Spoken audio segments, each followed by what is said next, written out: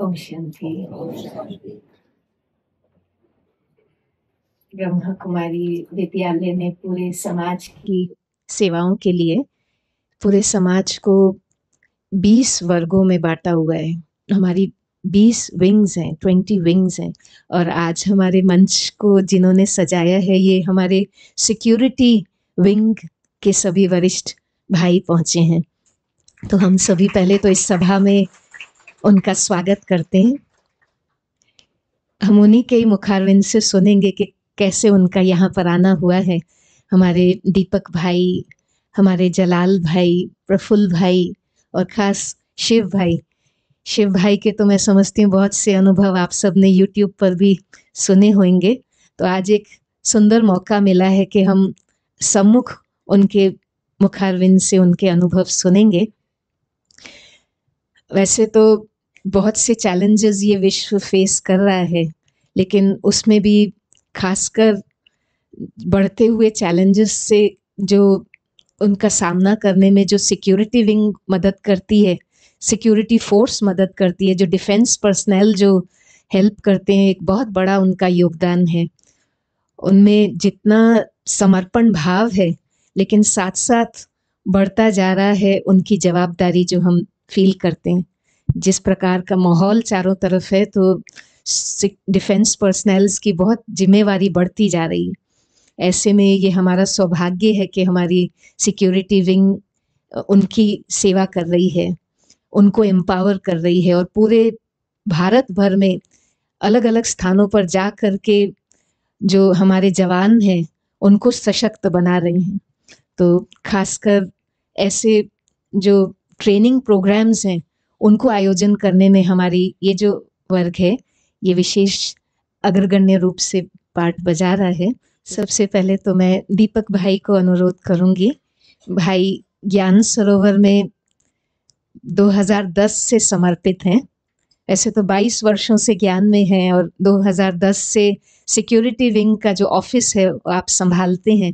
तो कैसे बम्बई में आना हुआ है और सिक्योरिटी विंग क्या सेवाएं कर रही है, तो आप हम सबके बीच सबसे पहले तो इसका उद्देश्य रखेंगे। और एक राज जरूर मैं खोलना चाहूंगी। पहले 2001 से हमारी ट्रांसपोर्ट विंग का भी आरंभ हुआ और सिक्योरिटी विंग का भी साथ में ही शुभ शुरुआत हुई। तो ये वाला साल उनका सिल्वर जुबली ईयर है, तो उसके लिए भी खास सबकी दिल से दुआएं और गुड विशेस हैं। हम दीपक भाई से यहाँ आने का उद्देश्य सुनेंगे। ओम शांति। दीदी ने उद्देश्य बोला, तो उद्देश्य तो एक सेवा का तो है ही, और मेन है हम सभी आपस में बाबा के बच्चे इसी बहाने मिल भी लेते हैं। इस समय जो समय चल रहा है, अगर हम साक्षी होकर देखें तो सारी सेवा बाबा खुद ही कर रहे हैं। पहले भी करते थे, लेकिन अभी तो एकदम फोर्स से चल रही है। जैसे जैसे हमारी दादियाँ और बड़े भाई साहब, जैसे अभी निर्भय भाई जी गए और उससे पहले दादियाँ गई, तो इतना फास्ट हो गया है ना। सिक्योरिटी विंग का भी मैं देख रहा हूँ, अगर साक्षी जितना पहले कभी नहीं हुआ ना, अभी इस साल में इतना तेजी से चल रहा है। पहले बहुत पुरुषार्थ करना पड़ता था एक प्रोग्राम करने के लिए। आर्मी में दीदी तो जानती हैं, एयरफोर्स में पापा रहे हैं दीदी के, तो कितना टिपिकल होता था उस समय, दीदी को पता होगा। लेकिन आज एयरफोर्स में, चाहे आर्मी में, नेवी में, तो हमेशा से बहुत ईजी रहा है अभी 10 सालों से। और अभी आर्मी में इतने बड़े बड़े प्रोग्राम इजीली हो रहे हैं कि बाबा के ऐसे ऐसे बच्चे भी निकल आए हैं। और बाबा ने हर जगह अपने बच्चे फिट किए हुए हैं, हर विंग में, हर डिपार्टमेंट में। आप देखोगे ना, बिल्डर भी है, मुझे पता चला है, एक अशोक भाई है जो इतनी बड़ी बड़ी बिल्डर्स बनाते हैं। सिक्योरिटी में हमारे नेवी के वाइस चीफ घोरमड़े भाई साहब हैं, हो सकता है वो लास्ट प्रोग्राम में बोरीवली सेंटर पे आए। अभी तो रिटायर्ड हो गए, लेकिन नेवी में वाइस चीफ नंबर 2 रहे, तो उनके सहयोग से भी बहुत सेवाएं हो रही हैं। तो हमने ये जो कैंपेन सिल्वर जुबली ईयर, जैसे दीदी ने बोला, ऐसे ही मना रहे हैं। तो जगह जगह प्लान कर रहे हैं कि जैसे भी बॉम्बे, हमारा राजस्थान में भी चल रहा है 16 से 30, तो ये बॉम्बे में भी 23 से 30 का प्लान किया। और लकी है कि दिव्या दीदी जी से बात करके बोरीवली में हमारे स्वामी भाई जी हैं और गिरीश भाई हैं, उन सबके कोऑर्डिनेशन से ये प्रोग्राम सारे सेट हुए। आज भी 4 पुलिस में 3 है और एक नेवी में प्रोग्राम है। तो ये सारी सेवाएँ अभी बाबा बहुत फ़ास्ट गति से सभी करा रहे हैं, सारी विंग्स की इनफैक्ट। और आप सबका इतना बड़ा संगठन देख के बॉम्बे में कल पूर्व उपवन में फुलवाड़ी देखी, आज यहाँ भी, तो सब कुछ पता चल रहा है कि कितना जो व्यवस्था है वो अवस्था को बताती है ना, जगदीश वैसा बोलते थे। तो दीदियों की जो अवस्था है, आप सबकी जो श्रेष्ठ अवस्था है, उससे ये व्यवस्था जो इतनी अच्छी है वो दिखाई देती है। तो आप सबसे भी अनुरोध रहेगा कि जो प्रोग्राम सिक्योरिटी विंग के चल रहे हैं उसमें भी आप सब मनसा सकाश दें। आज एक उल्लासनगर में पुलिस में है, और एक नई गांव में, और एक कलीना पुलिस हेडक्वार्टर में, और आईएनएस हमला ये पास में ही है यहाँ से। तो इन सब में प्रोग्राम है। कल काफ़ी थाने वगैरह काफ़ी जगह हैं। तो आप सबसे मिलके बहुत खुशी हुई। हमारे शिव भाई भी काफ़ी शेयर करने वाले हैं आपसे। तो पहले हमारे बीच में जलज भाई हैं। दीदी आप बताएंगे? मैं जलज भाई एक सैंपल रूप में आपके आर्मी जैसे दिख रहे हैं। तो इन्होंने जो ड्रेस पहनी हुई वो जो नेवी का है, और रियल बात क्या है, ये खुद आर्मी में, जैसे मैं नहीं हूँ ना, मैं कोई फिजिकल आर्मी में नहीं रहा कभी। रूहानी आर्मी में डायरेक्ट एंट्री है, और ये मेरा लक है। मैं बचपन में ना, जब छोटा था तो पायलट बन वो एयरफोर्स में जाना चाहता, और यह क्रिकेटर बनना शौक था। दो चीज़ें थी और दोनों मेरे से नहीं हो पाई। इतना मोटा चश्मा शुरू से लग गया 5.5। तो 12 में 12वीं पास करके एनडीए का मैंने रिटर्न भी क्वालिफाई कर लिया था, लेकिन मैं इंटरव्यू देने के लिए गया ही नहीं, क्योंकि वो बहुत तंगड़ा है वो होता है ना यार। और वो एसएसबी में, और उसके बाद जो वो मेडिकल होता है, और एयरफोर्स में अगर पायलट बनना है तो 6x6 चाहिए। बाकी जगह चल जाएगा लेकिन एयरफोर्स में नहीं चलेगा। तो वो मैंने छोड़ा, लेकिन बाबा ने सेवा भी कहाँ दी? सिक्योरिटी विंग में थी। अब चाहे आर्मी हो, चाहे नेवी हो, चाहे एयरफोर्स एंड पैरामिलिट्री, सभी की सेवा यहाँ पर। और हमारे हमारे जो ऑफिस है ना, वो हमारे स्पोर्ट्स विंग के पास में है। हम दोनों एकदम सटे हुए हैं। पहले हमारा कमरा भी, मतलब जो दरवाजा भी एक ही था, और विंग भी दोनों साथ साथ स्टार्ट हुए, स्पोर्ट्स, सिक्योरिटी और फिर ट्रांसपोर्ट, ये सब एक साथ हुए हैं तीनों। तो वो भी सेवाएं बाबा जो हमने सोचा होता है, बाबा उससे भी ज़्यादा अभी करा रहे हैं। तो जलज भाई के 3-4 पीढ़ियों से फोर फादर सभी आर्मी में रहे हैं। इनके पापा भी कर्नल से रिटायर्ड हैं, और ये कैसे ज्ञान में आई खुद ही बताएंगे। बड़ा इंटरेस्टिंग है, सिक्योरिटी विंग के प्रोग्राम से ज्ञान में आए 1-2 साल पहले। तो अभी जलज भाई अभी ओएओ कंपनी है उसमें वाइस प्रेसिडेंट है। एमबीए इन्होंने किया है फाइनेंस से, और लेकिन इनके पापा से ज़्यादा इनको नॉलेज है आर्मी की। इनके कनेक्शन इतने अच्छे हैं और बहुत सारी सेवाएं करते हैं। तो जलज भाई थोड़ा सा। ओम शांति। जैसे बाबा बोलते हैं लास्ट बस बट फास्ट, तो मेरा भी जर्नी वैसी रही। मम्मी पापा जाते थे 13 साल से ज्ञान सरोवर में, शांतिवन में, मधुबन में। समझ नहीं आता था क्या करते हैं, कभी पूछा भी नहीं। अपनी कॉर्पोरेट लाइफ में बिजी था। एंड 2 साल पहले लौकिक में मेरी माता जी का बर्थडे था, 73rd। तो मैंने बोला कि आप मत जाइए सेवा के लिए, आपका 73rd बर्थडे है, तो 70th birthday sorry. So and she said नहीं नहीं, सेवा के लिए तो जाना है, आपको आना है तो साथ में आ जाओ।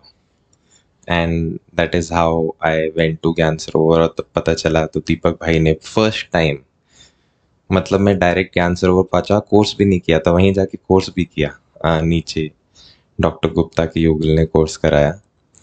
एंड बस सिंस देन बाबा ने, जैसे भाई जी बता रहे हैं, मैंने खुद ये एक्सपीरियंस किया है कि काफ़ी सीनियर ऑफिसर्स, चाहे पुलिस में, आर्मी में, नेवी में, तो पहले जैसे ही जब भी सेवा लेने जाते हैं, कि आज भी 2-3 जगह जा रहे हैं, तो मेरे को कुछ संकल्प तो होता ही है कि होगा, एंड जाते हैं तो इतना सीमलेसली हो जाता है, इतने आसानी से हो जाता है। जैसे भाई जी बता रहे हैं, पहले मुश्किल होता था, अब तो ऐसा लगता है कि बाबा लेके जा रहे हैं, मतलब वाया सेवा करने के लिए करा रहे हैं। बस तो यही छोटा सा अनुभव आप लोगों के साथ शेयर करना था। ओम शांति।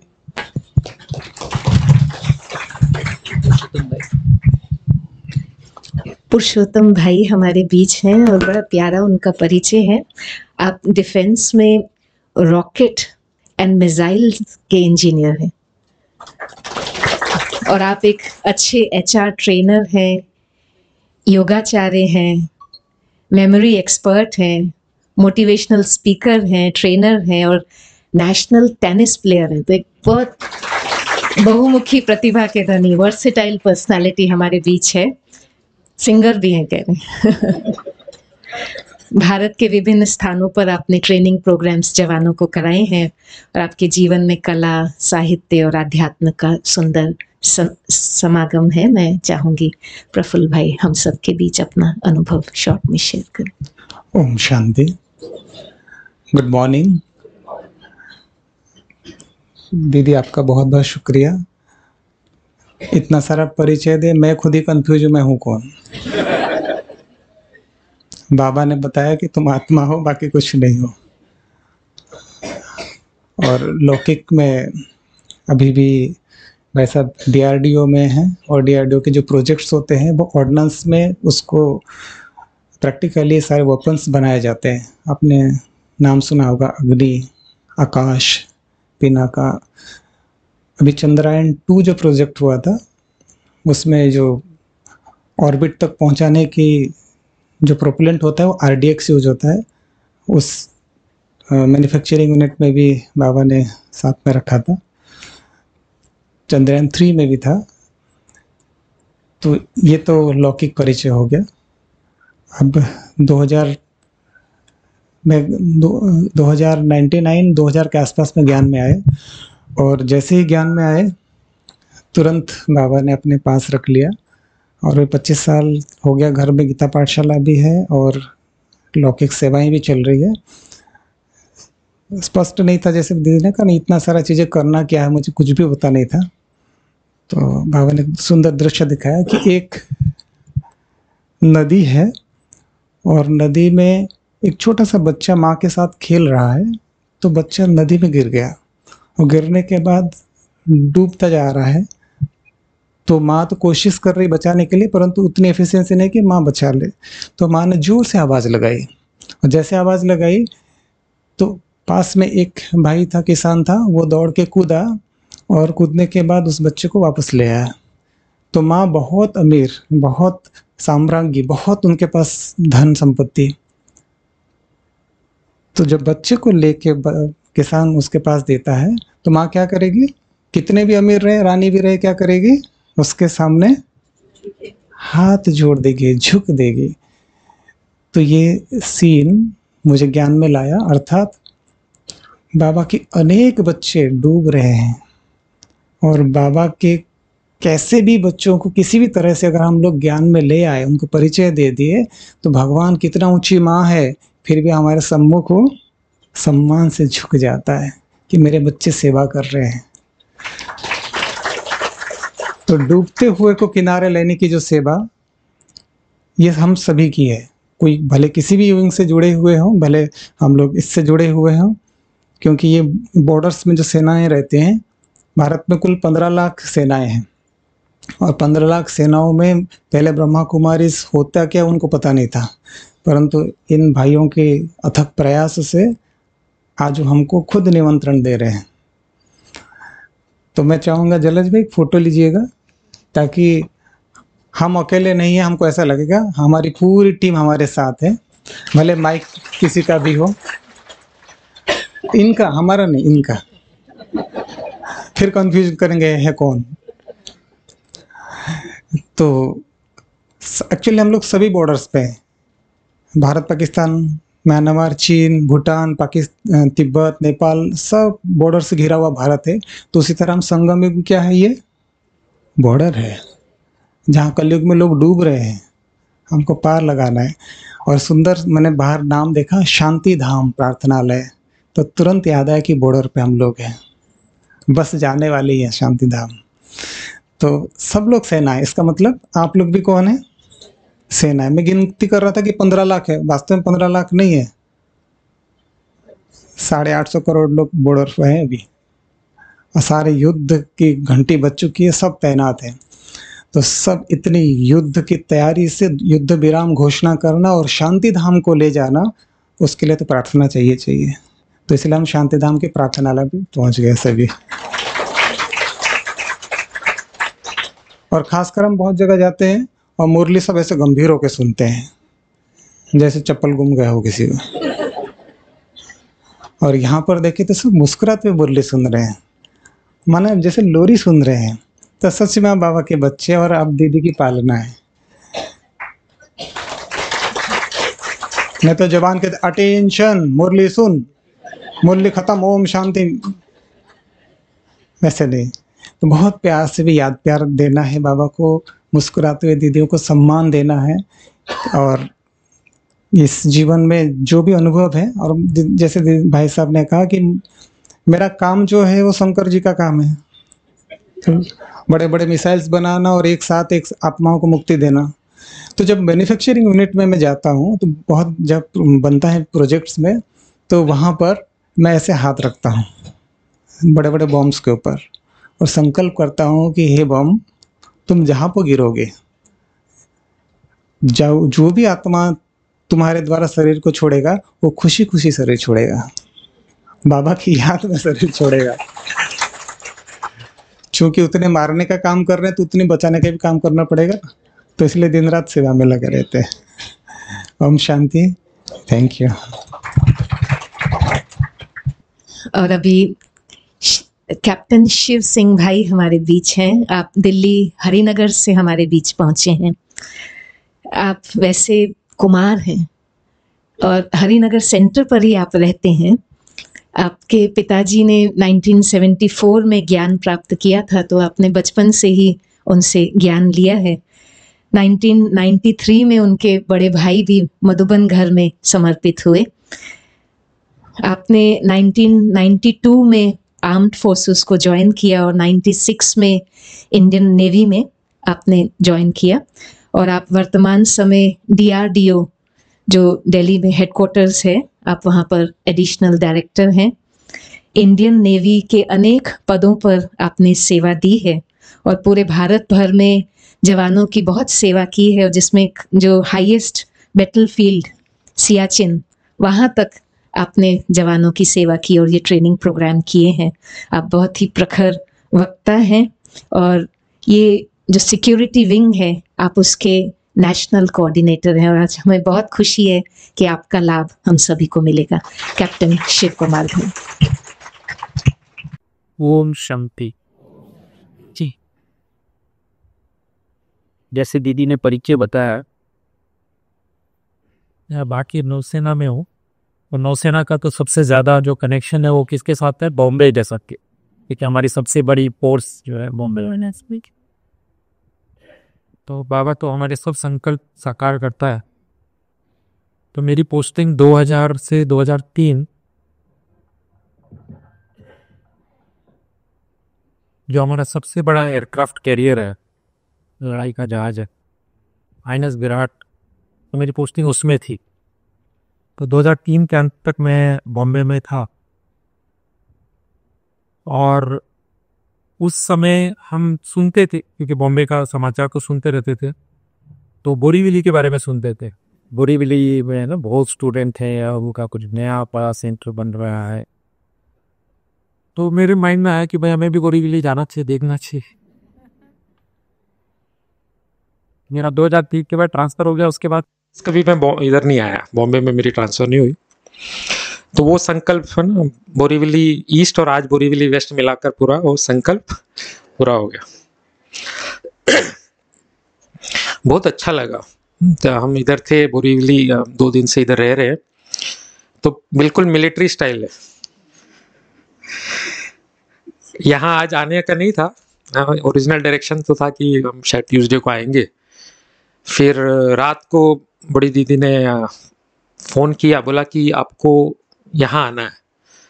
तो मैं सोचा ये तो नहीं था प्रोग्राम में, कि नीचे बहनों ने सबने अलग प्रोग्राम दिया था। लेकिन अभी एक बार दिव्या दीदी ने बोल दिया, तो जैसे फौज में होता है, हेड ने बोल दिया, तो फिर नीचे वाले अभी कोई क्यों अभी हो सकता है, ऑलरेडी बात हो चुकी है, कुछ नहीं, सब फिनिश।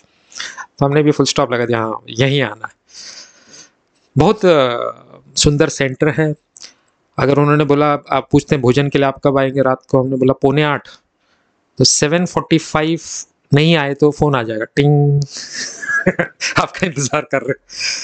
तो बहुत अच्छा लगा, सब बहुत ही व्यवस्थित, बहुत ही एक्यूरेट।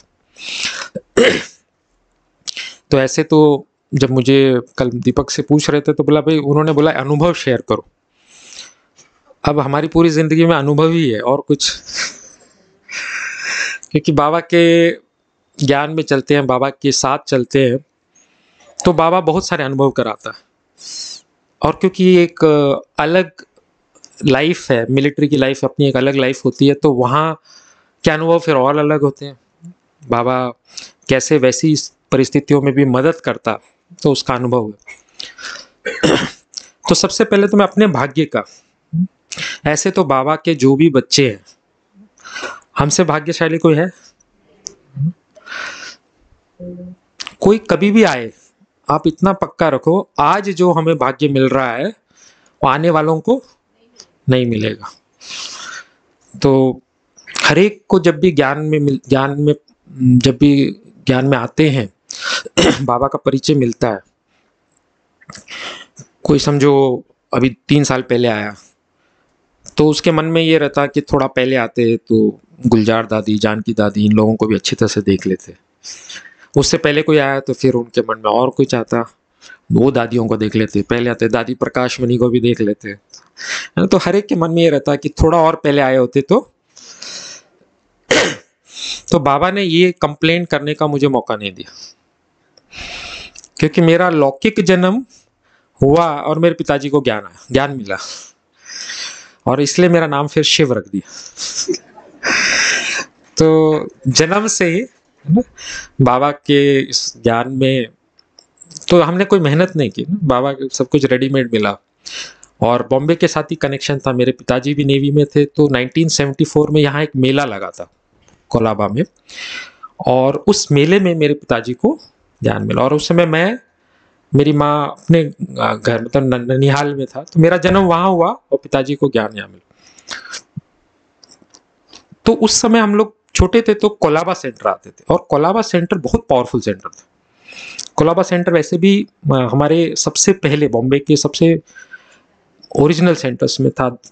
जितनी भी बड़ी दादियां हैं, मैं समझता हूँ सब दादियां कोलाबा सेंटर में पक्का होके गई, क्योंकि शुरू में थोड़े सेंटर थे और बॉम्बे में बहुत महत्व। तो हम छोटे थे तब भी हमको बड़ा अच्छा लगता था, कोलाबा सेंटर का वायुमंडल इतना पावरफुल होता था, गीत बजते थे। तो एक संदेशी तो पक्का फिक्स है हर गुरुवार को हर सेंटर पे होते थे, कोलाबा सेंटर में तो कोई वो ही नहीं था। और जब भी गुरुवार को भोग लगा तो संदेशी वतन से कुछ ना कुछ बाबा का संदेश लाती थी, और हमको बड़ा अच्छा लगता था, क्योंकि वो डिस्क्राइब जिस तरह से करते थे ना, गोल्डन पहाड़ी थी, वहां बाबा आए, बाबा, मैं बोला भैया हमें कब दिखाएंगे बहुत सुंदर दृश्य था। और दादियां विशेष उधर आत्ममोहिनी दादी तो बहुत टाइम तक थी, 97 तक थी, और हमारी पुष्प शांता दादी, तो ये 2 दादियां विशेष पालना। लेकिन मेरे पिताजी भी नेवी में थे तो ट्रांसफरेबल था, तो छोटे थे तो कुछ टाइम कोलाबा में थे, 5 साल जैसे उसकी बात थी, लेकिन वो बहुत छोटा था तो मेरे को बहुत ज़्यादा याद नहीं। लेकिन भाग्य देखो ऐसा कि मेरी माताजी पीछे आई, क्योंकि उनको तो पता नहीं था, पिताजी फुल स्पीड में ज्ञान मिला तो एकदम माताजी वापस आई, और माताजी बड़ी भोली भाली, तो वो देखी ये इनको क्या हो गया अच्छा दादियों को भी ये था ना कि पूरा परिवार चले तो कैसे भी इनकी युगल भी चले, तो वो आती थी, लेकिन जैसे भक्ति भी चल रही है, ज्ञान भी, और बहुत भोली वाली थी। तो फिर 1 साल कुछ हुआ तो फिर दादी ने बोला कि आपको ना मधुबन जाना है, मेरी माताजी को पार्टी जा रही है, आपको मधुबन जाना। तो मेरी माताजी तो एकदम भोली वाली, बोला नहीं मैं कैसे जाऊंगी अकेले, तो बोला नहीं पार्टी के साथ जा रहे। फिर भी वो बड़े सिंपल परिवार नहीं है, कैसे जाओगे। फिर उन्होंने बोला नहीं ये देखो मेरे बच्चे छोटे हैं, ये शिव तो बहुत ही छोटा है, 1 सवा साल अभी, कैसे मैं इसको छोड़ के जाऊंगी। तो दादी जी ने बोला इसको हमारे पास छोड़ दो, आप चले जाओ और वो छोड़ दिया मेरे को, चली गई पिताजी ने संभाला होगा, किसने भी संभाला होगा।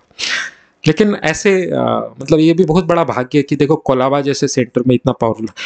80s में मुझे याद है कि हर संडे को जब मुरली खत्म होती तो रमेश भाई का क्लास होता था, 1 घंटे रमेश भाई का क्लास होता। और रमेश भाई आप जानते हो ना, पूरा उनका अनुभव, वो पूरे देश विदेश में यज्ञ की हिस्ट्री, बड़े अच्छे अच्छे अनुभव, कैसे सेवा होती है, कैसे बाबा मदद करता, तो बड़ा अच्छा लगता था। तो हम ट्रांसफर हो गए पिताजी की कोच्चिन, तो वहाँ 5 साल रहे। अब उस समय बहुत ज़्यादा हमारे सेंटर्स होते नहीं थे, उधर तो कोई सेंटर था ही नहीं, तो 5 साल जैसे बिल्कुल कट ऑफ थे। और ऐसे साधन भी नहीं होते थे जैसे आजकल मोबाइल है, ये है, कनेक्टिविटी बहुत है, तो जैसे एकदम अलग हो गए। जब फिर वापस बॉम्बे ट्रांसफ़र हुआ, तब मैं 5वीं क्लास में था। तो फिर वो बहनों ने बोला इन लोगों का 1 वीक कोर्स होगा अभी। तो मेरे बड़े भाई एक 8वीं में, एक 10वीं में, तो हम तीनों का 1 वीक कोर्स हुआ। तो अभी वो कुछ भी बोले, अच्छा ये शरीर है, तो हम बोले हाँ, शरीर के अंदर आत्मा रहती है। हम लोग रटा हुआ तो था ना, सब किताबें होती थी, तो छोटे थे, सबको मालूम। वो कुछ भी बोले, हम फटाक से बोल देते अच्छा मन बुद्धि संस्कार आत्मा की शक्ति है। अच्छा आत्मा कहाँ रहती है? परम धाम में रहती है। तो 7 दिन का 2 दिन में कोर्स खत्म हो गया। बोला हाँ। फिर कुछ प्रोग्राम हुआ, 83 में ऐसे मधुबन जाने का मौका मिला। तो वो टाइम था जब बाबा मुरली के बाद मिलते थे, लेकिन ऐसे छोटे छोटे ग्रुप में मिलते थे। सेंटर से जैसे बोरीवली सेंटर वाले आए तो वो मिले, कोलाबा सेंटर वाले आए। उससे पहले तो आपको पता है बाबा की मुरली का एक एक लोग बच्चों से मिलना, वो भाग्य तो फिर वो अलग था। तो अब छोटा था तो कोलाबा सेंटर वालों को बुलाया। कोलाबा सेंटर को बुलाया तो क्योंकि पिताजी और हम 3 भाई थे, है ना, तो बाबा फिर एक एक करके मिला। हम सब गए, बाबा के पास गए और बाबा से मिले। तो जो सबसे बड़ा वाला भाई था वो 10वीं क्लास में था। तो बाबा ने उससे मिला, तो बाबा ने बोला आप लौकिक और परलौकिक बाप का नाम रोशन करेंगे। ठीक है, बढ़िया। फिर मेरे दूसरा भाई था, वो 8वीं में था, उसको भी बाबा ने वरदान दिया। और फिर मैं गया, मुझे भी बाबा ने मिला। अब बाबा की जो वॉइस होती है ना, बहुत विस्परिंग वॉइस होती है, बहुत ही ना, अगर आप थोड़ा सा भी दूर होंगे तो आपको नहीं सुनाई देगा। जैसे शांति धाम से आए, शांति का सागर है, तो इतने पावरफुल माइक्स है, तो बाबा की जो, नहीं तो थोड़ा सा भी आप दूर रहेंगे तो आपको नहीं सुनाई देगा। तो जो भी सामने आता बाबा जो बोलता है उसको ही सुनाई देता। तो मुझे जब बाबा मिले तो बाबा ने बोला आप ने पढ़ते और खेलते बाप को याद रखना। तो आप कोई सोचेगा कि अच्छा एक छोटे बच्चा है, छोटे बच्चे को बाबा क्या बोलेगा ना, ऐसे ही खुश करने के लिए चलो पढ़ते खेलते बाप को। लेकिन बाबा तो देखो किसको देख रहा है, आत्मा को देख रहा है ना। तो आगे चलकर हमारे पिताजी जो थे वो गाँव से आए थे, और गाँव से आए थे और वो एक जवान के रूप में, नेवी में भी सबसे जो जूनियर होता 16 साल में बॉयज होते थे तब ऐसे भर्ती हुए थे। आगे चलकर कोई अच्छे होते बहुत उनमें से, तो उनको अफसर बनने का मौका मिलता, तो वो आगे चलकर अफसर बने। लेकिन आए तो गाँव से थे, 10वीं पास ही थे बस। फिर पीछे उन्होंने कुछ पढ़ाई भी की नेवी में आकर, और रिलेशंस में भी कोई ऐसे पढ़े लिखे ज़्यादा नहीं थे। तो हमारे घर में जो सबसे पहला इंजीनियर बना वो मेरे सबसे बड़ा भाई बना, वीरेंद्र भाई। तो बड़ी बात हुई, सब गाँव वाले भी सब खुश हो गए, देखो इंजीनियर बना। और फिर ज्ञान सरोवर का कंस्ट्रक्शन चालू हुआ, 92 में ज्ञान सरोवर का कंस्ट्रक्शन चालू हुआ।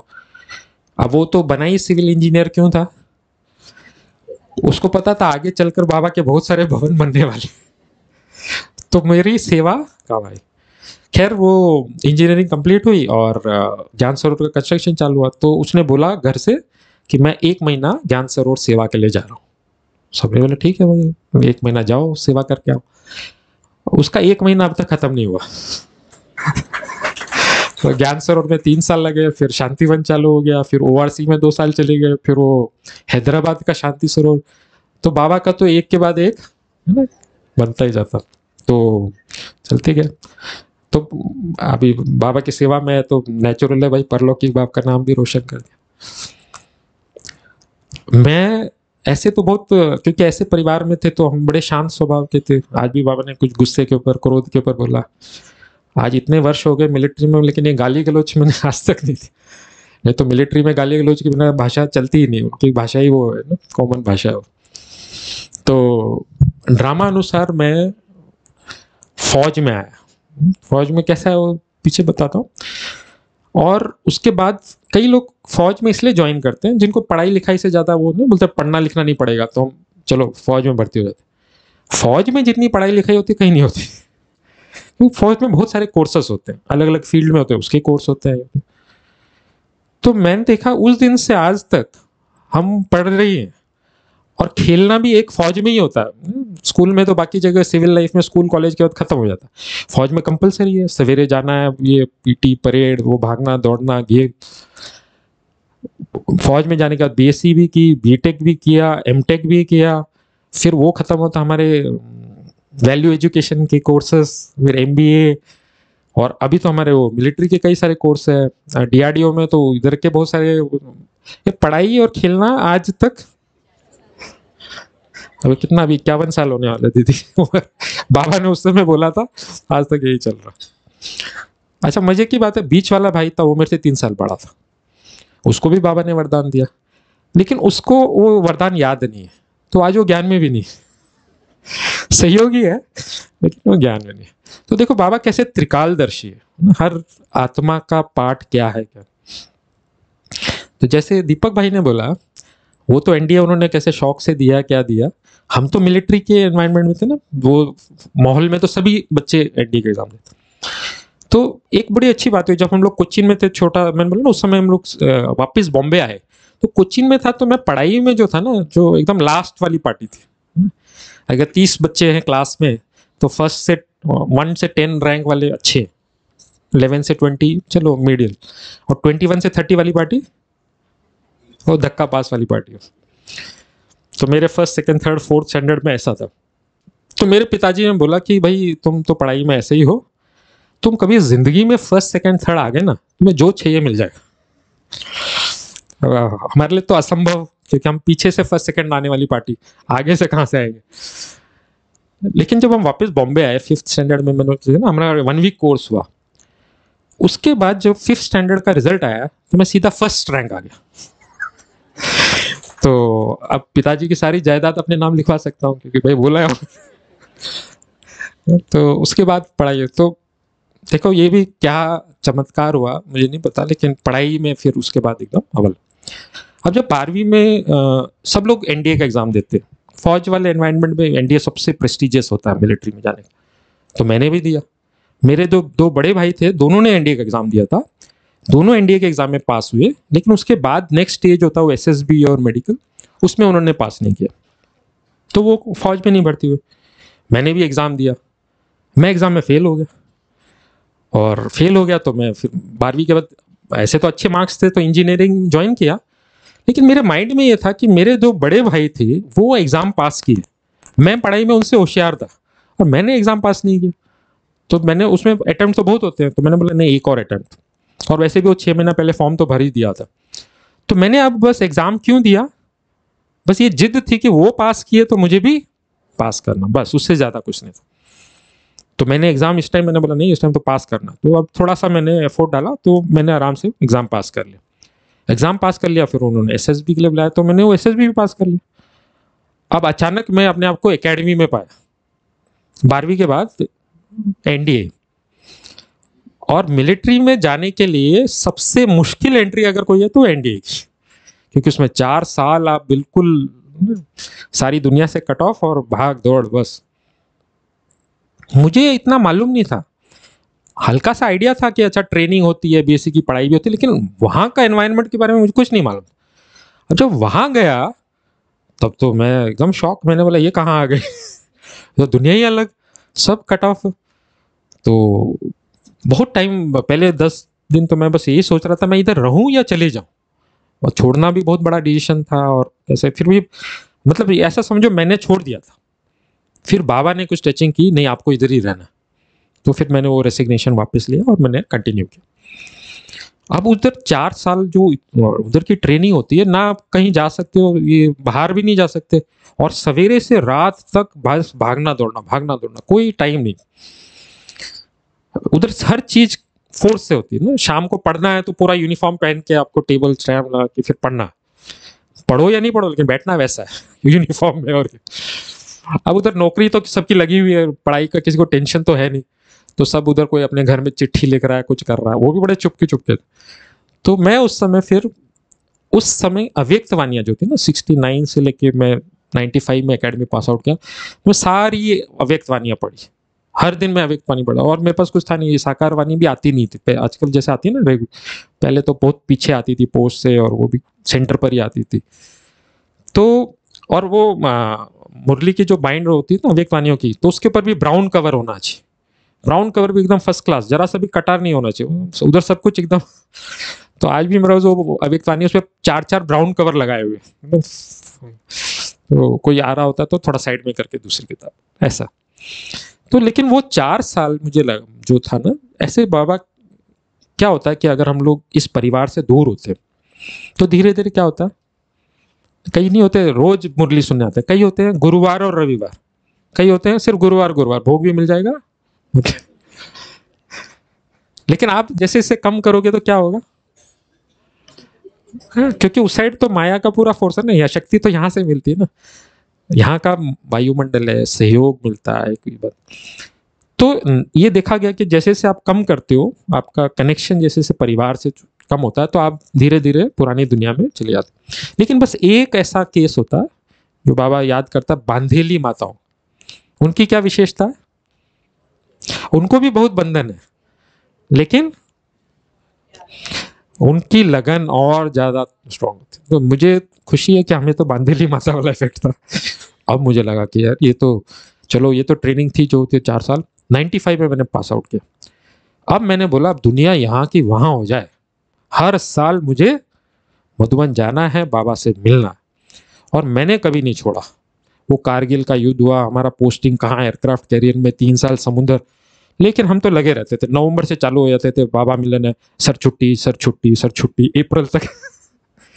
लेकिन कभी नहीं मिस किया। उसके बाद मैंने बोला अभी तो अब वैल्यू समझ में आया ना कि देखो भगवान आया है सृष्टि पर और हम नहीं मिल पाए, ऐसा कैसे हो सकता। तो हर साल हमारा मतलब साल में कई बार भी जाना होता है, लेकिन साल में एक बार भी नहीं जाओ ऐसा कभी नहीं कह। तो मेरी पोस्टिंग जब ट्रेनिंग खत्म हुई तो मेरा लोनावला में मतलब सेवा में अब कैसे इन्वॉल्व हो, तो मेरे को लगा कि मैं एग्जीक्यूटिव ब्रांच से टेक्निकल ब्रांच में, तो टेक्निकल ब्रांच में गया तो लोनावला में 3 साल हमको बीटेक का कोर्स करा, हमारा नेवल कॉलेज ऑफ इंजीनियरिंग। अब आप सब जानते हो लोनावला में सबसे ज्यादा बारिश ना, चेरापूंजी के बाद नंबर 2 है जो सबसे ज्यादा बारिश। पर इतना उमंग था, सेंटर 10 किलोमीटर था।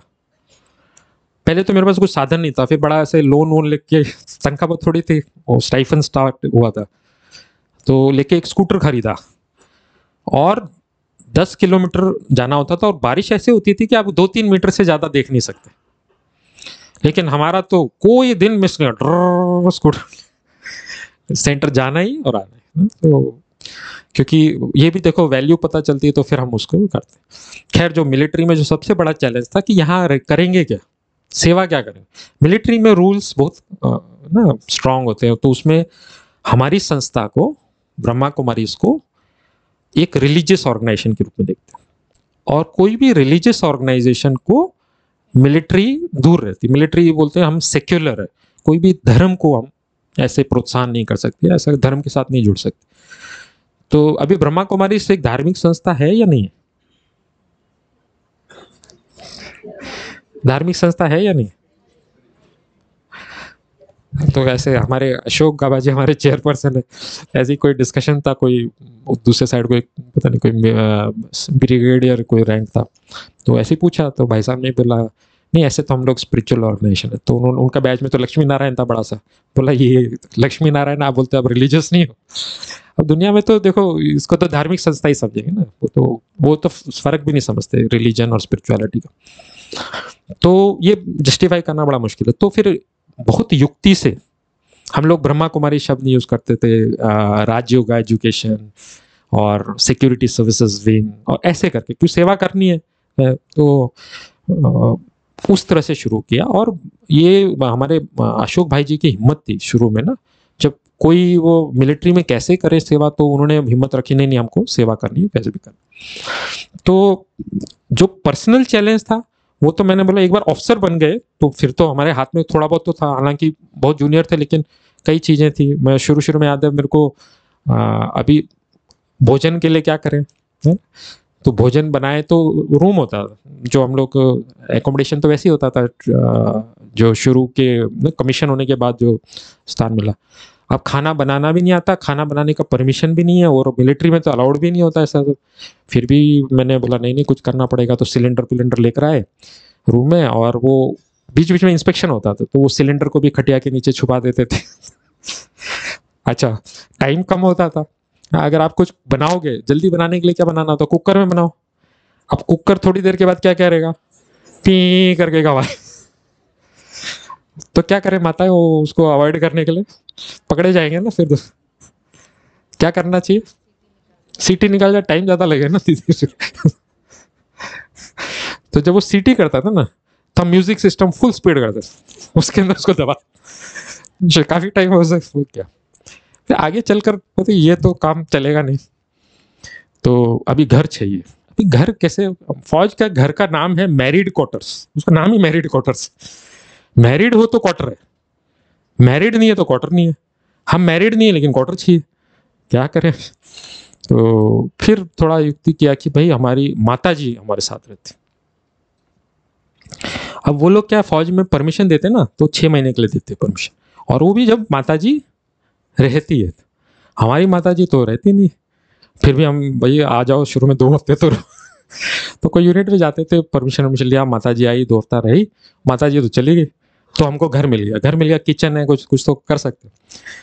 लेकिन 6 महीने के बाद क्या होगा, 6 महीने के बाद फिर वो वापस एप्लीकेशन देना पड़ता, तो कमांडिंग ऑफिसर को देंगे, वो बोलेंगे तुम्हारी माता जी तो रहती नहीं है। तो यहां हमने देखा बाबा कैसे मदद करता। आप वो विश्वास नहीं होगा बाबा क्या क्या जादू करता।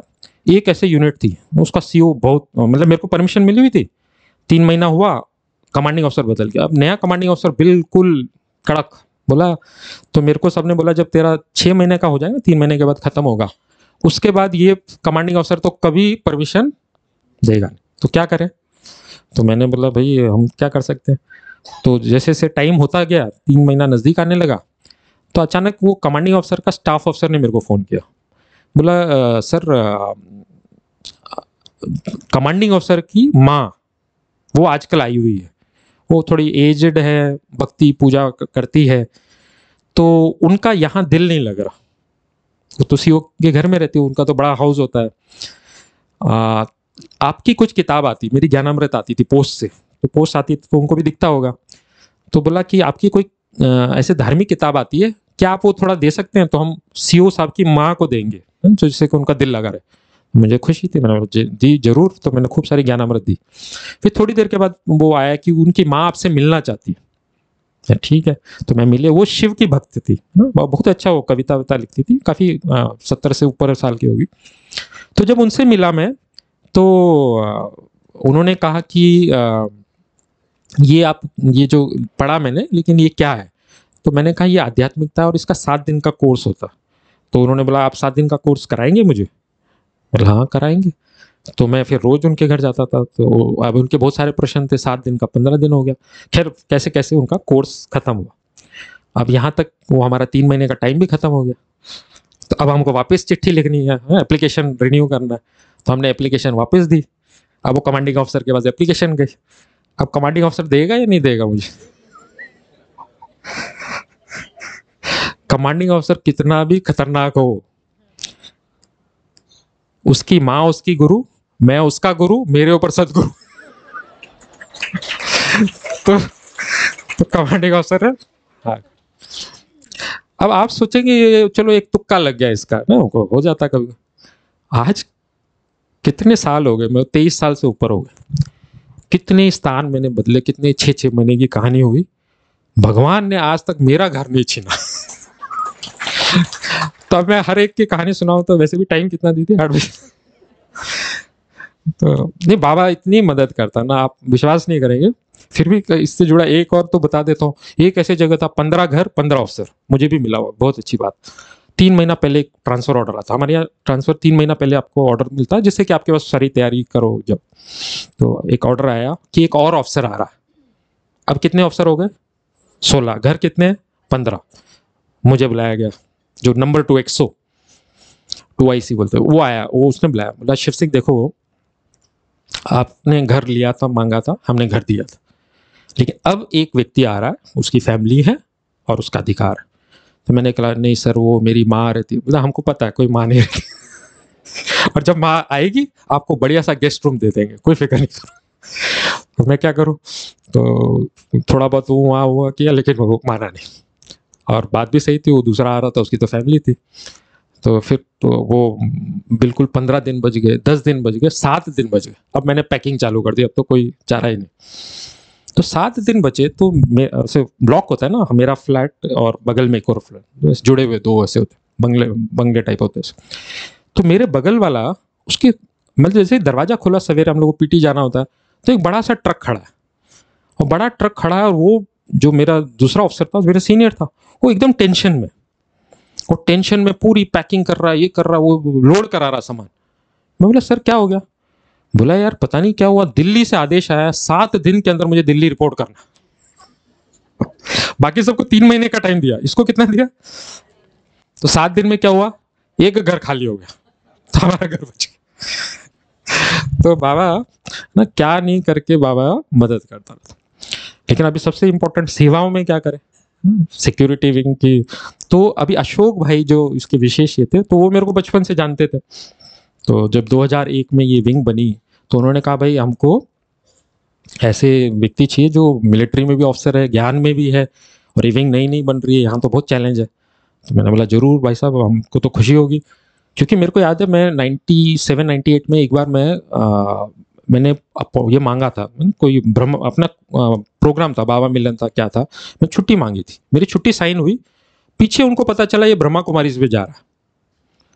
तो वो छुट्टी से 2 दिन पहले उन्होंने कैंसिल कर दिया, बोला नहीं कुछ और काम आ गया। मैंने बोला सर मेरा तो ऑलरेडी था, और बोला हाँ तेरा उधर जाना है, उधर कोई जरूरी नहीं है कैंसिल। तो उसके बाद से मैं कभी उनको बताता नहीं था कहाँ जा रहा हूँ, भाई यहाँ जा रहा हूँ वहाँ जा रहा हूँ, लेकिन वो नहीं बताता। मैं अपनी छुट्टी पर मेरी छुट्टी कैंसिल कर दी थी। कुछ साल पहले मैं माउंट आबू गया प्रोग्राम के लिए मिलिट्री की तरफ से।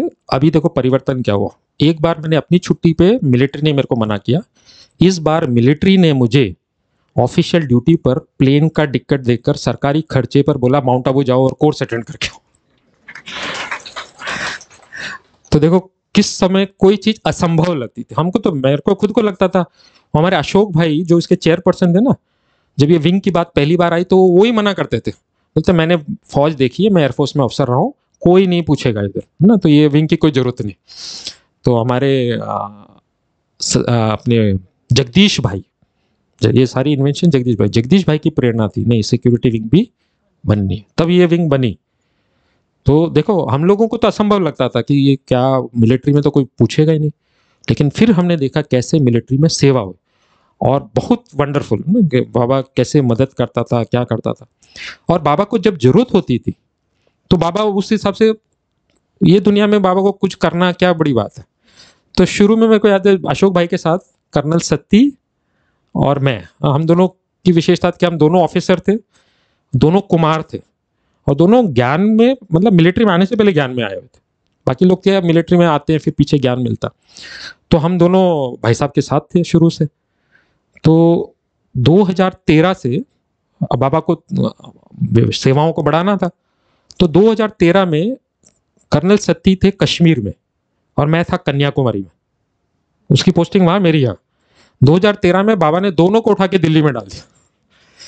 अच्छा दिल्ली में ही नहीं डाला, दिल्ली में भी ऐसी जगह पे पोस्टिंग की कि दोनों एकदम फ्री, जब छुट्टी बोलो मिल जाए। ऐसे फौज में तो कभी होता ही नहीं, जब छुट्टी बोलो। तो उस समय हमारे बहुत सारे प्रोजेक्ट्स चालू हुए, जैसे बॉर्डर सिक्योरिटी फोर्स से चालू हुआ, तो उन्होंने बोला पूरे भारत में आप ये 2 दिन का आप ये प्रोग्राम कराओ, आपकी 3 से 4 फैकल्टी जाए, उसका सारा खर्चा हम देंगे। और हमने सारे पूरे भारत में हम टीम्स बना के लिया। फिर वो बहुत अच्छा हुआ तो फिर CISF ने बोला, सोचो CISF की एक चिट्ठी में था पूरे भारत में 50 शहरों के नाम थे, और कहा कि आपकी 4 की फैकल्टी ये सभी शहरों में जाए, पूरा खर्चा हम उठाएंगे, और आप ऐसे 2 दिन का प्रोग्राम करो। तो ये सब सेवाएं बाबा ने उस समय भेजा। और क्या होता था पहले, कहीं अगर फौज में घुसना हो ना, ब्रह्मा कुमारी के नाम से बोलेंगे तो अपॉइंटमेंट ही नहीं देंगे। उनके जो स्टाफ होता है ना, जैसे DG से मिलना है, स्टाफ से के थ्रू जाते हैं, स्टाफ वाले मना कर देते। तो क्या करें, तो हम लोग ऐसे बोलते थे कि भाई आर्मी के कर्नल और नेवी के कमांडर डीजी साहब को इनविटेशन देने के लिए आ रहे हैं। अब उसके स्टाफ को क्या समझ में आएगा, वो सोचेंगे पता नहीं कोई फौज का कुछ कार्यक्रम होगा, तो बस अपॉइंटमेंट मिल गया। एक बार अपॉइंटमेंट मिल गया, अंदर घुस गए, फिर हम अपना बताते थे हम ये आए इसके लिए। अच्छा, जो डीजी होते हैं, जो टॉप वाले होते हैं, वो समझदार होते हैं, ऐसा नहीं होता। जब उनको थोड़ा बताते थे ऐसा ऐसा है, और सबसे बड़ी बात है ना, हम लोग कमर्शियल नहीं है, क्योंकि सबका यही होता है कि भाई इनको फीस क्या होगी, ये क्या होगी, और ये तो निस्वार्थ भाव से सेवा का तो फर्क पड़ता ही है। तो धीरे धीरे ये सब प्रोजेक्ट्स ले, उनके हेडक्वार्टर से हम पूरे भारत के लिए प्रोजेक्ट्स लिए, और उसमें भी बड़े वंडरफुल अनुभव है ना। मैं आपको, क्योंकि हमारी बहुत सारी माताएं बहनें, मैं आपको एक बड़ा इंटरेस्टिंग एग्जांपल देता हूँ। ऐसे हर एक कितने अनुभव है।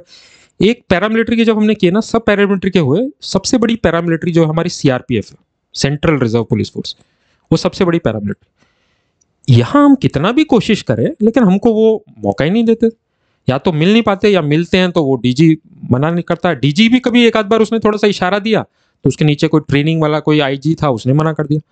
हम सीआरपीएफ के लिए कभी नहीं कर पा रहे थे। तो एक बार फिर वापस कोई नया सीआरपीएफ का डीजी आया, तो हम लोग ने अपॉइंटमेंट लिया, हम गए, हम वेट कर रहे थे, तो वो कोई मीटिंग में था। तो एक स्पेशल डीजी था, लट्टाकिया साहब करके, वो आईपीएस ऑफिसर ही थे, उसको हम थोड़ा जानते थे। तो हम सोचे हम वेट कर रहे हैं तो चलो उससे मिल लेते हैं। उससे मिले तो उसने बोला कि आपको क्या चाहिए, आप ये डीजी साहब से मिलने आए हो, तो आप डीजी साहब को इनवाइट कर रहे हो। तो उस समय ओआरसी का प्रोग्राम था, तो हमने बोला हम डीजी साहब को ओआरसी के प्रोग्राम के लिए इनवाइट कर रहे हैं, शिवानी बहन भी आ रही है, ये भी है। तो उसने बोला कि आप सही चीज नहीं कर रहे, आप सबसे सीनियर व्यक्ति को इनवाइट करो। अब सबसे सीनियर व्यक्ति कौन है, कोई फोर्स में सबसे सीनियर व्यक्ति कौन है? कोई भी फोर्स का सबसे सीनियर ऑफिसर डीजी ही होता। तो हमने बोला सर हम डीजी को ही तो इनवाइट कर रहे हैं। बोले नहीं नहीं नहीं, सबसे सीनियर को। तो मेरे को भी समझ नहीं आया, और कौन है सीनियर? बोला आप डीजी को छोड़ो, डीजी की वाइफ को इनवाइट करो। तो बोला अच्छा ये डीजी की वाइफ। तब समझ में आया भाई सबसे सीनियर कौन है।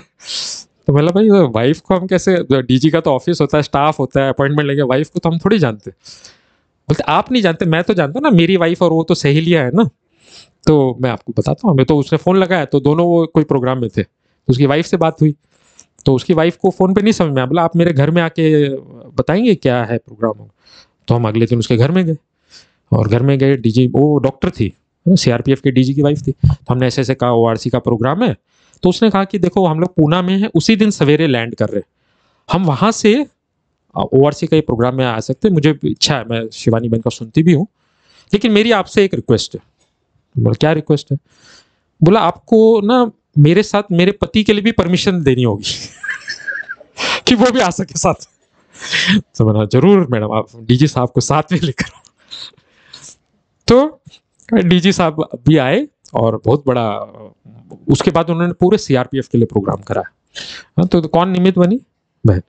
लेकिन कहानी यहाँ खत्म नहीं हुई, इससे भी बड़ा ट्विस्ट आया। फिर क्या हुआ, ये लट्टाकिया साहब, ये स्पेशल डीजी थे, ये डीजी बने, और ये बने एनएसजी के, नेशनल सिक्योरिटी गार्ड, जो सबसे बड़े कमांडोज होते हैं ना, उनके। तो हमने सोचा कि अभी लट्टाकिया साहब डीजी बने, तो अब तो हम उनके लिए भी प्रोग्राम करेंगे। लेकिन उधर हमने जब प्रोग्राम के बोला, तो लट्टाकिया साहब अब डीजी बन गए, तो कुछ अलग हो गए वो। अब वो कोई प्रोग्राम हमारा वो अप्रूव नहीं कर रहे, तो हम क्या करें? तो हम उनकी वाइफ के पास गए। अब मैडम के पास, मेरे मैडम बहुत अच्छा है ये। मैडम बिल्कुल, कैसे नहीं हुआ, हम पक्का एनएसजी में कराए। तो उन्होंने सारे एनएसजी में प्रोग्राम कराए। तो देखो बाबा की सेवाओं के लिए बहुत सारा ना, बाबा कैसे मदद करता है, क्या करता है। तो आज 92 में मैंने ज्वाइन किया ना, कितने वर्ष हो गए। तो कितनी सारी बाबा के मदद के अनुभव, सेवाओं के अनुभव है। तो वो तो मैं दीदी बस आप लोग का क्या टाइम दिया, हम तो फौज में देखना पड़ता है ना कितना टाइम। 5 मिनट में खत्म करो, समराइज कर।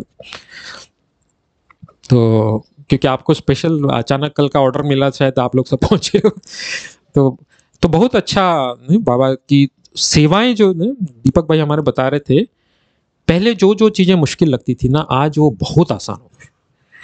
अब देखो पिछले साल ही हम लोग 25 वर्षों से रक्षाबंधन पे हर समय कोशिश करते थे कि फोर्स के हेड को मिले, तो कई सारे डीजी से मिलते थे, लेकिन आर्मी, नेवी, एयरफोर्स, इनके चीफ ने कभी मौका नहीं दिया। ये तो कोई चांस ही नहीं, मतलब ये राखी वाखी पे कोई नहीं। अब इस साल मतलब पिछली जो राखी हुई, पहली बार एक चीफ ऑफ आर्मी स्टाफ, उसको ऑफिस में जाके राखी बनने का मौका मिला। अब देखो समय कितना परिवर्तन हुआ, चीफ, और एक चीफ नहीं, नेवी के चीफ ने भी बुलाया, 2 चीफ ने एक साथ गए, तो उधर भी राखी बांधी, इधर 25 साल से मौका नहीं दिया। हाँ, तो अभी देखो सिल्वर जुबली है या बाबा का सेवाएं इतनी फास्ट हो रही है, तो कितने सारे चीजें हम देखते हैं जो बहुत मुश्किल लगता था। और क्योंकि हम मिलिट्री में और विशेष आजकल डीआरडीओ में है, तो भाई जी हमारे डीआरडीओ के प्रोजेक्ट्स के कुछ चीज़ों में जैसे प्रोपेलेंट में काम करते हैं, लेकिन हम तो उधर बैठे हैं हेडक्वार्टर में जहाँ सारे प्रोजेक्ट्स देखते हैं। तो हम लोग कितना सारा ये पैसा, टाइम, एनर्जी, एफोर्ट इतना डालते हैं, आपको अंदाजा भी नहीं होगा, मतलब आप इमेजिन भी नहीं कर सकते ना। अभी 15 साल पहले का बात बताता हूँ, तब पैसों की वैल्यू क्या होती थी। हमारे पास कितने सेंटर होंगे पूरे भारत में? 4000 सेंटर। 15 साल पहले अगर देखें 4-5 हजार। अच्छा समझो उसमें से सारे सेंटर हमारे हैं, वैसे तो है नहीं, कई सारे सेंटर तो किराए के, और सबकी कीमत 1 करोड़ है, तो भी 5-6 हजार करोड़ होगा, इतना ही होगा ना। हम लोगों का, मैं जिस शिप में था सबसे बड़ा एयरक्राफ्ट कैरियर, जब वो रिटायर होने वाला था, नहीं जब उसकी एज हो गई, तो एक नया शिप लेना था। तो नया शिप तो बहुत महंगा होता है, तो हमने, रशिया हमारा दोस्त था, रशिया ने बोला हमारे पास एक एयरक्राफ्ट कैरियर है, हम यूज नहीं कर रहे, काफी समय से पड़ा हुआ है, आप ये शिप ले लो, जैसे सेकंड हैंड होता है ना, और क्योंकि आप हमारे दोस्त हो तो आपको तो फ्री में दे देंगे। लेकिन क्योंकि काफी टाइम से पड़ा है, तो थोड़ी सी उसकी मरम्मत, जैसे कोई गाड़ी बहुत टाइम नहीं चलती तो क्या करना पड़ता है, हाँ थोड़ा सा सर्विसिंग करा के फिर आप यूज कर लो, बाकी फ्री में दे रहे। ऐसे हमारे सारा सेंटर मिला के 5000 करोड़, उनका शिप, एक शिप जो फ्री में मिल रहा है 15,000 करोड़ लगा हमको उसको सर्विसिंग करा के लेने में 15,000। अब ये तो एक शिप की बात है, अब कितना सारा आप समझ सकते हो, कितना खर्चा, कितना टेक्नोलॉजी। आज हम उधर डीआरडीओ में तो कोई नई मिसाइल है, अब ये आवाज की गति से 3 गुना चलेगी, ये 5 मैक्स पे चलेगी, 8 मैक पे चलनी चाहिए। कोई नया प्रोजेक्ट होगा तो पूरे विश्व में अभी क्या है, अब हम क्या बना रहे हैं, तो कितना सारा हम ये करते हैं, है ना, और कितना उसमें पैसा और खर्चा। तो जैसे विनाश का कार्य इंपॉर्टेंट है, वैसे स्थापना का कार्य भी तो इंपॉर्टेंट है, दोनों काम जरूरी है ना। अगर विनाश में वो इतना समय शक्ति दे सकते हैं, तो स्थापना वाले भी थोड़ा तो करें हम कुछ परसेंटेज, उनका 1% करो ना, तो कल स्वर्ग आ जाए, क्योंकि वो लोग हमसे इतना ज्यादा एफर्ट डालते हैं। और मैं एक लास्ट बात से खत्म करूंगा, क्योंकि देखो अभी की जो भी एक्टिविटी होती है, इसी के आधार पर भविष्य में शास्त्र बनते हैं। बाबा बोलते हैं ना, शास्त्रों में जो बातें वो कहाँ की, संगम। तो शास्त्रों में जब दिखाते हैं युद्ध होता है, तो सारे शस्त्र यूज कर देते हैं। अब लास्ट क्या शस्त्र यूज करेंगे तो मेरी कई वर्ष पहले एक पोस्टिंग थी, तो मैं जहाँ था, तो मेरी जिम्मेवारी थी कि एक नई मिसाइल हमारे आने वाली थी। तो नई मिसाइल को भारतीय नौसेना में लेना, सबसे पहले नेवी में आई, बाद में भी। और ये नई मिसाइल कौन बना रहा था, भारत और रशिया मिलकर। और भारत में एक नदी है ब्रह्मपुत्र नदी, और रशिया में एक नदी है मॉस्लो नदी।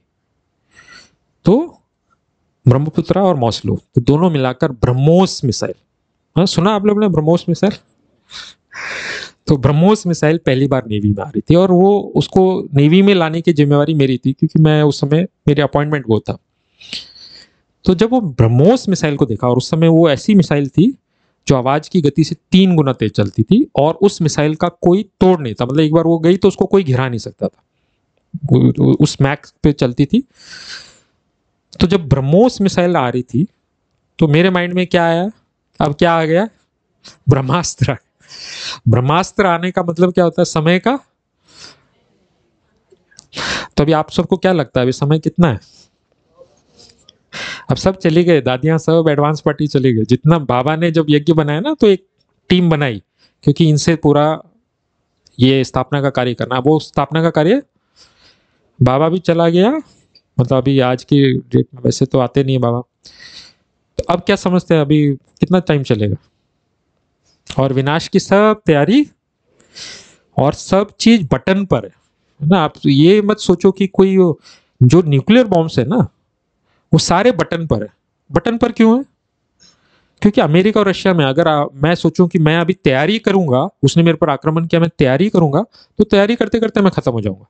तो उसने बटन दबाया, हिरोशिमा में एक बॉम्ब फोड़ा था, एक शहर खत्म हो गया। उसकी ताकत थी 14,000 टन ऑफ TNT। आज का एक बॉम्ब 14 मेगा टन, यानी उससे 1000 गुना शक्तिशाली। वो एक बॉम्ब ने एक शहर खत्म कर दिया। आज का बॉम्ब 1000 गुना शक्तिशाली। ऐसे बहुत सारे बॉम्ब, सारे बटन पर। अब बताओ कितना टाइम लगेगा? तो फिर क्यों नहीं हो रहा? आप लोग तैयार नहीं।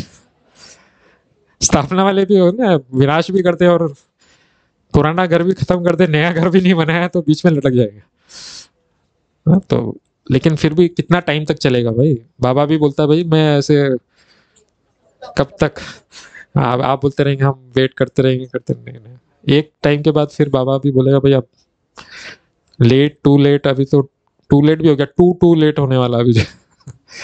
खैर जो भी है, देखो समय तो कम है, ये सब दुनिया की परिस्थिति जानते हैं। और विशेष सिक्योरिटी विंग में जब हम सेवा करते हैं तो ये सबको पता है कि जैसे समय बिगड़ता है तो सिक्योरिटी वाले वही, उन्हीं के पास बाबा ने भी इशारा किया। और ये तो हम आज भी देखते हैं, दुनिया में थोड़ी भी खराब होती है, पुलिस आती है, पुलिस के बाद मिलिट्री आती है, तो ये सब के पास ये पावर जाता ही है। और अगर हम लोग ने इनकी सेवा की होती तो ऐसे समय पर ये सब हमको मदद करता है। आपको सबको पता ना, कोरोना में जब हुआ कोई हिल डुल नहीं सकते, तो जिनका थोड़ा सिक्योरिटी वालों के साथ कुछ था, मैं खुद एक यूनिट में कमांडिंग ऑफिसर था, मैं अहमदाबाद में था, हमारी चंद्रिका दीदी थी, तो मैं मिलिट्री के यूनिफॉर्म में मिलिट्री की गाड़ी लेके एक जगह गया, उनका कोई फार्म हाउस था, वहां से पूरी सब्जियां भर के मिलिट्री की गाड़ी में, और सेंटर पे हमारे महादेव नगर जो चंद्रिका दीदी है ना, यूथ विंग की चेयरपर्सन, तो वहां लेकर आया। तो हम तो खैर बाबा के बच्चे, हमें तो मदद करना है ही है, लेकिन बाकी भी जो सिक्योरिटी वाले आपको सहयोग करेंगे जब हमने उनकी सेवा की हो। तो ऐसे हर विंग की तो विशेषता है ही। तो हर एक तो देखता है कि देखो ये करे, तो हमको भी ये बड़ा खुशी होती है कि देखो इन सिक्योरिटी वालों की सेवा करेंगे। एक तो वैसे भी हर आत्मा की सेवा करनी है, और दूसरा ऐसे समय पर ये आत्माएं हमको विशेष मदद करेंगी।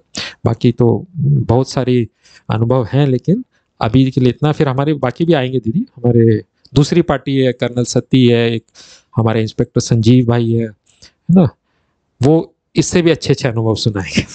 ओम शांति।